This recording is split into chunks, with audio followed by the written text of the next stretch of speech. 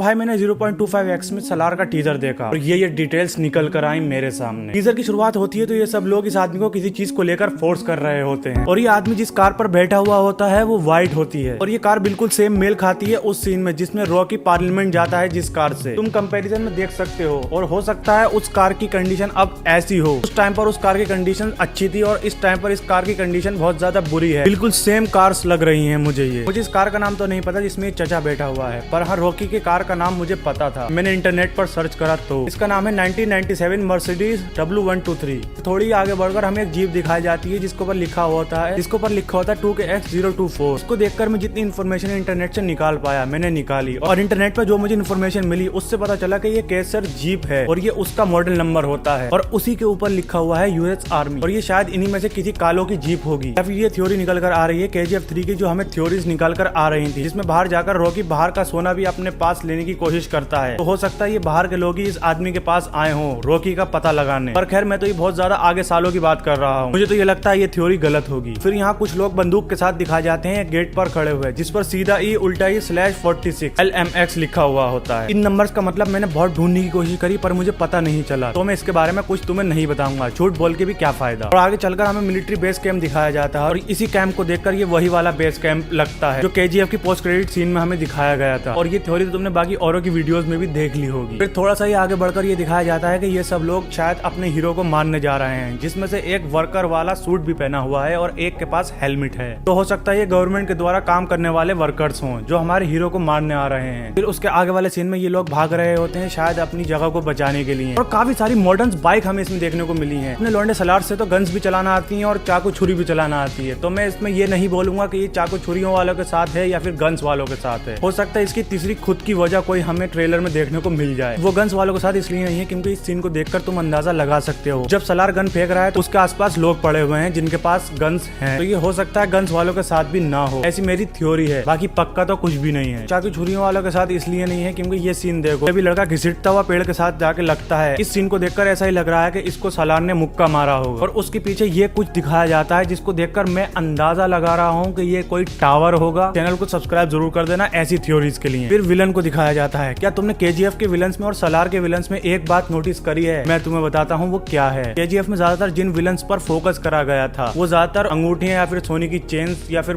कानों में बुंदा कुछ न कुछ पहने हुए थे और ये विलन भी अपने हाथों में रिंग पहना हुआ है और गले में भी कुछ पहना हुआ है और कान में भी कुछ न कुछ पहना ही हुआ है। बाकी हो सकता है मैं कुछ ज्यादा ही सोच रहा हूँ, नए नए थ्योरीज निकाल के ला रहा हूँ क्योंकि ऑफिशियल न्यूज कोई भी नहीं आई है कि सलार KGF से कनेक्टेड है। पर हाँ उन्होंने ये भी नहीं बोला है कि ये कनेक्टेड नहीं है, तो हम अपने अपने हिसाब से थ्योरीज निकाल सकते हैं। और तुम्हारी थ्योरीज क्या क्या है मुझे कमेंट करके जरूर बताना।